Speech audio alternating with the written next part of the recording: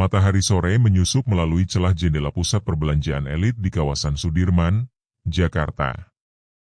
Di tengah keramaian para pengunjung kelas atas, Alia berdiri anggun mengenakan seragam SPG butik tas mewah. Senyumnya selalu profesional, meski dalam hatinya penuh letih. Setiap hari adalah tentang bertahan, bekerja keras demi menyambung hidupnya dan ibunya yang sakit. Sore itu, segalanya berubah. "Maaf, boleh tanya soal tas ini?" Suara pria dari belakangnya begitu tenang, seperti gesekan beludru pada kaca. Alia berbalik. Pria itu tampan, berumur sekitar pertengahan 30-an, dengan jas hitam yang duduk sempurna di tubuh tinggi semampainya. Sorot matanya tajam namun tenang.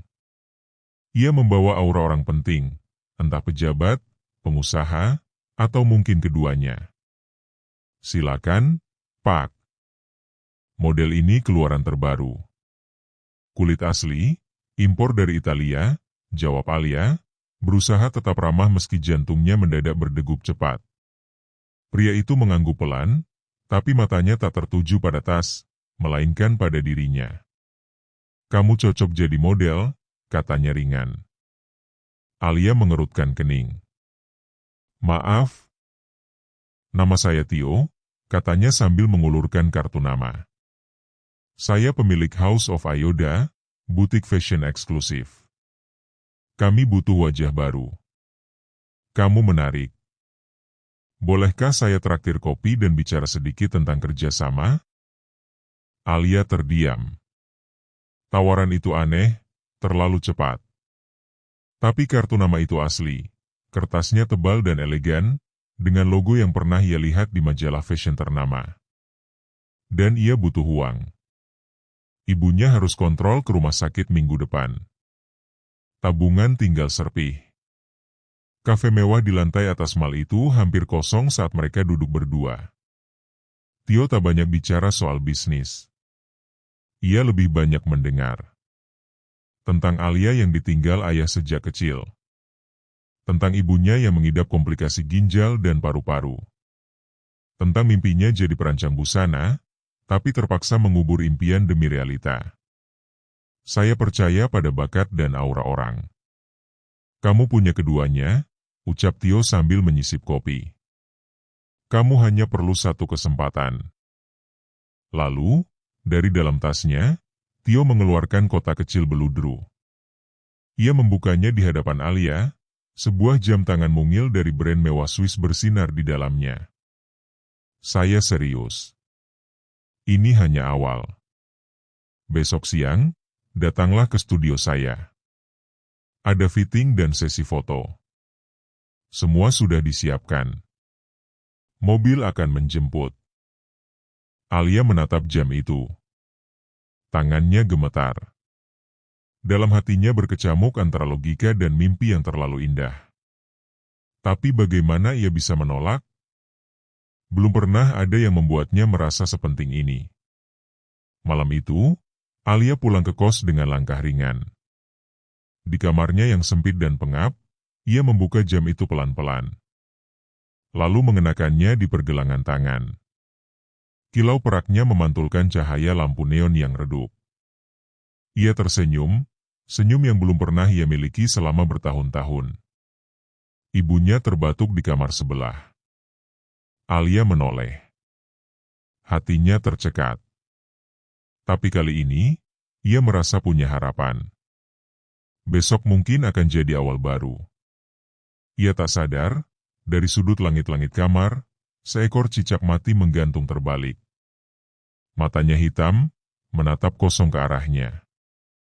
Mobil hitam mengilap berhenti tepat di depan gang kecil tempat Alia tinggal. Sopir berbadan kekar keluar dan membukakan pintu. Beberapa tetangga mengintip dari balik tirai. Alia menunduk malu tapi juga terselip bangga. Pagi itu, ia mengenakan gaun putih panjang yang dikirim langsung ke kosnya, lengkap dengan heels dan tas kecil. Studio yang dimaksud Tio ternyata lebih menyerupai galeri seni yang dipadukan butik mewah. Interiornya minimalis, putih bersih, dengan patung-patung tak berkepala dan lampu-lampu gantung seperti dari museum luar negeri. Di dalamnya, beberapa staf profesional menyambut Alia dengan ramah. Semua terasa nyata. Atau setidaknya, nyaris nyata. Sesi foto berlangsung cepat dan profesional. Alia dipoles oleh penata rias yang tahu betul bagaimana membuat seseorang terlihat seperti bintang. Dan ketika hasil fotonya muncul di layar monitor, Alia bahkan nyaris tak mengenali dirinya sendiri. Tio muncul dari balik layar, tersenyum puas. "Kau punya wajah yang kuat," katanya. "Aku ingin kau datang malam ini ke villaku. Ada acara private, para investor dan tamu penting akan hadir. Aku ingin mengenalkan kamu." Villa itu terletak di kawasan puncak, dikelilingi pepohonan pinus yang tinggi menjulang. Saat mobil yang menjemput Alia melewati gerbangnya, ia menahan napas. Bukan hanya karena megahnya arsitektur bangunan, tapi karena udara di sekelilingnya terasa berat. Seperti menyimpan sesuatu yang tidak terlihat. Pesta sudah dimulai. Musik jazz menggema lembut dari pengeras suara tersembunyi. Para tamu, pria dan wanita berpakaian mewah, berbaur dalam obrolan dan gelas-gelas wine. Di antara keramaian itu, Alia merasa asing. Tidak ada satupun wajah yang terlihat ramah. Semua seperti memakai topeng. "Jangan terlalu jauh dari saya," Tio berbisik di telinganya. "Mereka bisa mengintimidasi." Alia tersenyum kaku. Ia mencoba menyesuaikan diri. Beberapa pria parubaya mendekatinya, bertanya hal-hal yang tak relevan. Seorang wanita dengan rambut platinum memelototinya dari ujung ruangan tanpa berkedip. Semua terasa dingin, aneh, namun tak ada yang bisa dia buktikan. Di balkon, Alia menyendiri, memandangi hamparan hutan yang gelap di kejauhan. Angin malam menusuk kulitnya meski ia mengenakan mantel bulu. Lalu, suara pelan menghampirinya. "Kamu baru, ya?" Alia menoleh. Seorang gadis muda berdiri di ambang pintu balkon. Umurnya sekitar 20-an, berambut ikal sebahu. Gaunnya mewah, tapi matanya sayu dan kulitnya pucat. Seperti seseorang yang sudah terlalu lama hidup dalam ketakutan. "Namaku Lira. Aku dulu juga diajak Tio seperti kamu. Katanya aku punya aura langka." Alia mengerutkan kening. "Terus?" Lira menatapnya tajam. "Kalau dia sudah bilang kamu spesial, larilah. Sebelum semuanya terlambat." Alia tertawa kecil, mengira itu hanya lelucon. Tapi Lira tak ikut tertawa. Wajahnya serius, bahkan nyaris ketakutan. "Mereka semua di dalam itu bukan manusia biasa," Lira berbisik. "Beberapa dari kita yang dulu diundang ke pesta ini, sekarang tinggal foto di ruang altar." Sebelum Alia sempat bertanya lebih jauh, Tio muncul di balik pintu balkon. Senyumnya lebar, tapi matanya tajam. Lira langsung menunduk dan berlalu begitu saja tanpa kata. "Kukira kamu tak suka keramaian," Tio menggenggam tangan Alia. "Ayo, aku mau kenalkan kamu ke seseorang penting." Pesta berlangsung hingga larut malam. Ketika Alia akhirnya dipersilakan menginap di kamar tamu yang luas, ia merasa kelelahan tapi pikirannya tak tenang. Ia membuka jendela besar di kamarnya. Udara segar masuk. Namun, di kejauhan, ia melihat Lira berdiri di dekat kolam renang. Sendirian. Menatap air. Dan sesuatu dalam air, tampak seperti tangan, menjulur keluar, memanggil. Alia mengedipkan mata. Saat melihat kembali, Lira sudah tak ada. Malam itu, Alia tertidur dengan rasa tak nyaman. Tapi di tengah malam, ia terbangun. Di dalam kegelapan, terdengar suara gemericik air. Dan dari balik jendela, suara bisikan lirih, seperti nyanyian yang tak pernah ia dengar sebelumnya. Besok pagi, Lira tak ditemukan. Tio hanya berkata singkat, dia sering menghilang seperti itu. Tapi di kolam renang villa, Alia melihat sesuatu tenggelam di dasar air, gaun merah muda, dan rambut panjang terapung pelan. Pagi itu, kabut masih menggantung tipis di halaman villa saat Alia melangkah keluar dari kamar. Ia berjalan pelan menuju kolam renang. Airnya tenang, terlalu tenang. Seakan tak terjadi apa-apa semalam. Namun hatinya gelisah. Ia berdiri di tepi kolam, menatap ke dalam, tak ada gaun, tak ada rambut, hanya pantulan wajahnya sendiri yang tampak lebih pucat dari biasanya. Tio muncul di belakangnya, mengenakan kemeja linen putih dan celana santai. "Kau begadang?" tanyanya sambil menyodorkan secangkir teh hangat. Alia hanya mengangguk. "Tadi malam aku lihat Lira di sini." Lalu dia menghilang. Tio menarik napas panjang, lalu tertawa kecil. "Lira. Dia memang aneh. Sering main drama begitu. Jangan terlalu dipikirkan. Dia punya masa lalu kelam." Alia ingin bertanya lebih, tapi sesuatu dalam nada bicara Tio membuatnya urung. Ia menyesap teh itu pelan, mencoba menetralisir kegelisahan di dadanya. Hari-hari berikutnya Alia mulai menjalani kehidupan baru. Ia tak lagi bekerja di butik mal. Sebaliknya, ia tinggal di apartemen mewah yang disediakan Tio. Ia mendapat kartu debit dengan saldo tak terbatas, lemari penuh baju rancangan desainer, dan undangan ke berbagai acara eksklusif. Namanya mulai dikenal. Wajahnya muncul di papan iklan. Followersnya di media sosial melejit. Namun, semua itu datang dengan satu syarat tak tertulis, jangan tanya apapun. Beberapa kali Alia melihat wanita lain seperti dirinya datang ke villa. Cantik, muda, bingung tapi berbinar karena dikirimi kemewahan. Dan entah bagaimana, mereka semua perlahan menghilang tanpa kabar. Yang lebih mengganggu, setiap malam sebelum tidur, Alia mulai mendengar bisikan. Suara-suara lirih, seperti perempuan menangis. Kadang terdengar ketukan di jendela padahal ia tinggal di lantai 2.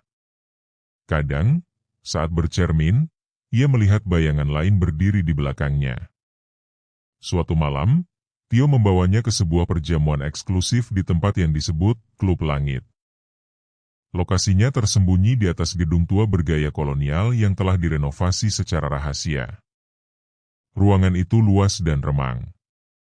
Hanya cahaya lilin-lilin besar yang menyinari wajah para tamu. Semuanya berpakaian hitam. Ada pelayan berdiri kaku dengan topeng. Di tengah ruangan, ada altar batu kecil. Di atasnya terhampar karpet merah dan simbol-simbol aneh seperti mantra kuno. Alia gelisah. Tapi Tio menggenggam tangannya, kuat. "Kau istimewa, Alia. Ini bukan cuma soal fashion atau uang. Ini tentang tempatmu di antara orang-orang terpilih." Seseorang memanggil namanya dari tengah kerumunan. Seorang wanita tua bergaun hitam dengan kalung tulang. "Datanglah, anakku. Sentuh batu ini. Persembahkan dirimu. Agar berkah berlipat." Alia melangkah dengan ragu. Semakin dekat ke altar, napasnya terasa sesak. Ada aroma aneh di udara, campuran dupa dan darah. Tiba-tiba, dari kerumunan, seorang wanita muda berteriak. Ia mendorong altar itu dan kabur ke arah pintu. Dor! Satu tembakan menggema.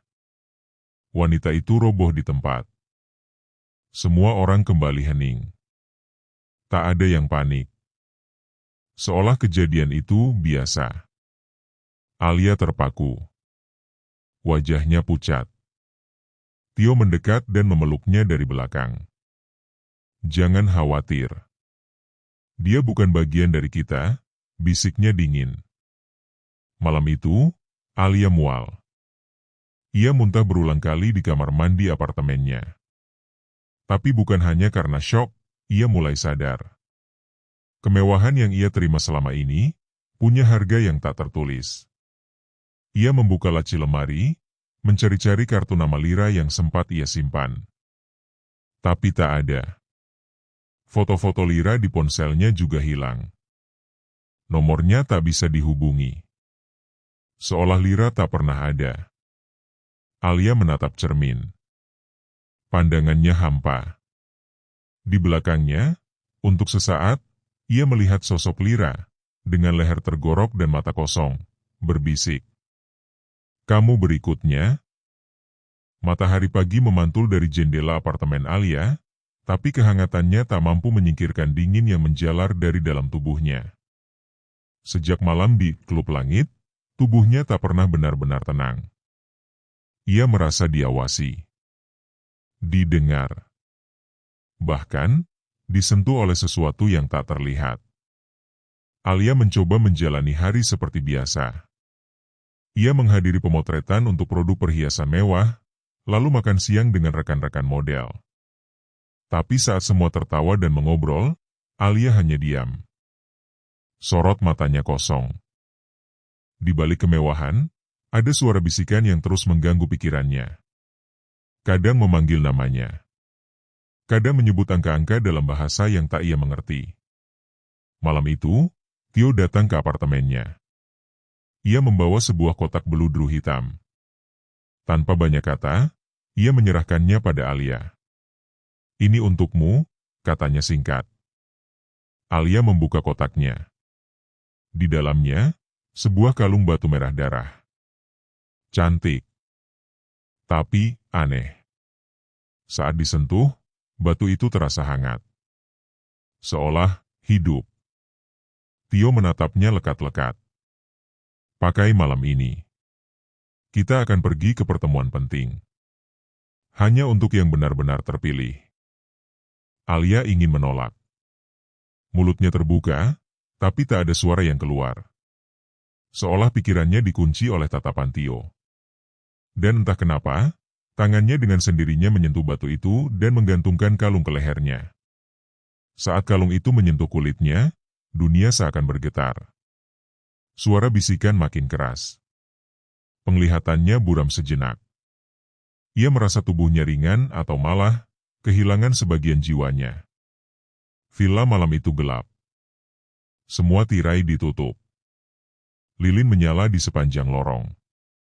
Beberapa pria dan wanita berkumpul di ruang utama dengan pakaian ritual hitam panjang. Di tengah ruangan, ada satu ranjang batu besar seperti altar. Di atasnya, terbaring tubuh wanita muda dengan gaun putih sobek. Wajahnya kosong. Matanya terbuka, tapi tak melihat. Alia mengenal wajah itu. Dia pernah melihatnya sekali di pesta pertama. Gadis itu yang tertawa gugup saat pertama kali diajak Tio ke villa. Namanya Vina. Tio menggandeng tangan Alia menuju altar. Sudah waktunya kau tahu segalanya, bisik Tio lembut. Kekayaan tak datang dari keringat, tapi dari keseimbangan. Ada yang memberi, ada yang harus dikorbankan. Salah satu pria berjas hitam menyerahkan pisau pendek kepada Tio. Alia mundur setengah langkah. Apa ini? Setiap generasi hanya boleh ada satu, kata seorang wanita tua berjubah hitam di pojok ruangan.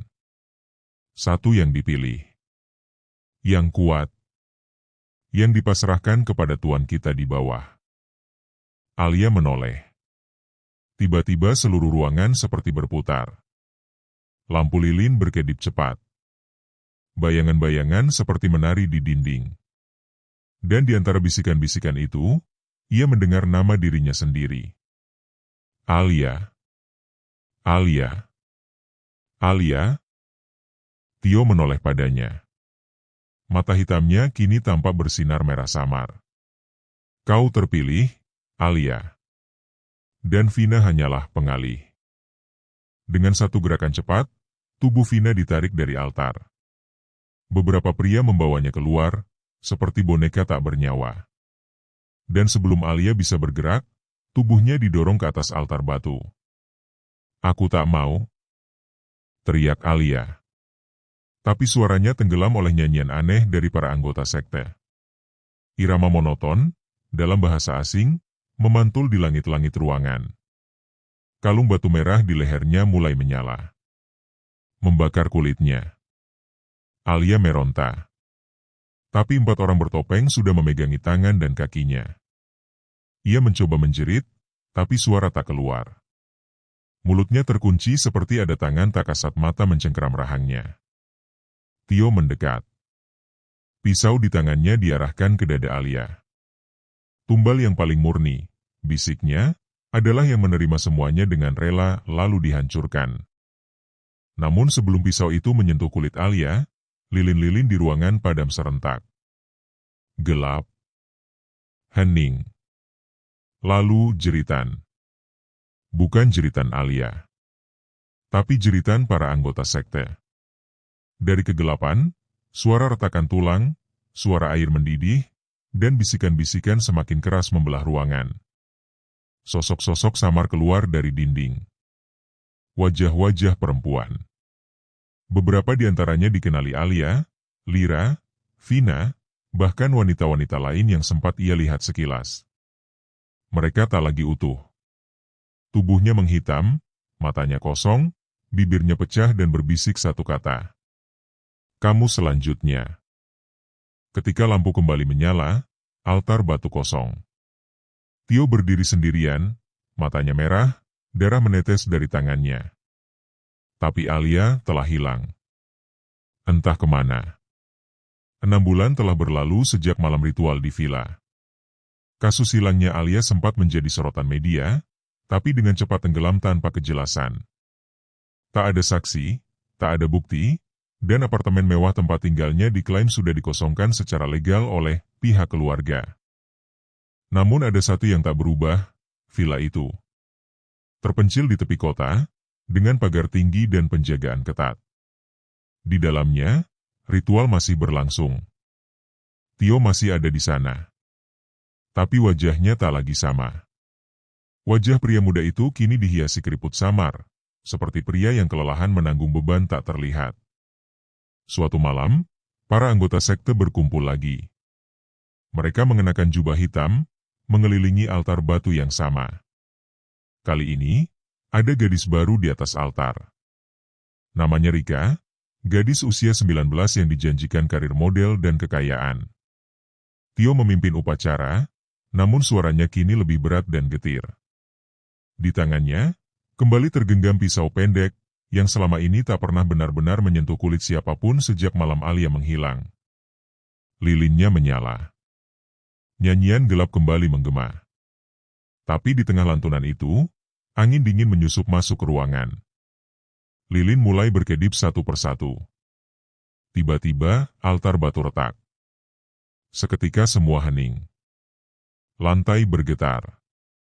Tembok berderak seperti ada yang mencoba keluar dari dalamnya.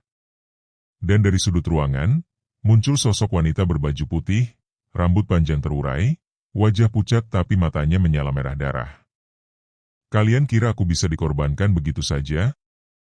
Semua orang mundur. Beberapa mencoba kabur, tapi pintu-pintu tertutup sendiri. Jendela memecah, darah mengalir dari dinding. Sosok Alia melayang pelan di atas altar, diikuti bisikan para wanita yang dulu dikorbankan. Lira, Vina, dan puluhan lainnya. Mereka datang bukan untuk diam, tapi membalas. Tio berteriak. Ia mencoba menusukkan pisau ke tubuh Alia yang melayang, tapi pisaunya meleleh di tangannya. Kau yang membawa kami ke sini, desis Alia. Dan sekarang kau yang akan tetap tinggal. Esok harinya, warga sekitar melaporkan suara ledakan kecil dari villa. Saat polisi datang, tempat itu sudah hangus terbakar. Tak ada jasad ditemukan. Hanya sisa-sisa altar batu yang pecah dan satu kalung batu merah darah yang masih utuh di tengah puing. Beberapa bulan kemudian, seorang produser model baru menggelar audisi besar di Jakarta. Pria muda berwajah tampan, karismatik, dan sangat dermawan pada para gadis miskin yang bermimpi hidup mewah. Namanya Rian. Tapi jika diperhatikan baik-baik di matanya, ada kilau merah samar. Dan di tangannya, sebuah kalung batu merah yang dulu pernah dipakai Alia. Dan malam-malam tertentu, saat bulan penuh, terdengar suara perempuan tertawa pelan di balik dinding ruangan audisi itu. Tawa yang menyimpan dendam, luka, dan kematian. Karena kilau kemewahan selalu menyembunyikan neraka di baliknya. Tamat.